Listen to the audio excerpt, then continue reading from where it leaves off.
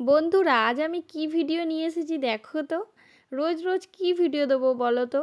কিছু আমি খুঁজেই পাচ্ছি না কি ভিডিও দেবো। তাই ভাবলাম এই ভিডিওটা করা আছে, যেহেতু এই ভিডিওটা তোমাদের সাথে শেয়ার করে দিই। দেখো, আমি ডাব কাটছিলাম, এটা শিবরাত্রি পুজোর দিনে। আচ্ছা বন্ধুরা, তোমরা কারা কারা ডাব খেতে ভালোবাসো আমাকে একটু জানাবে তো।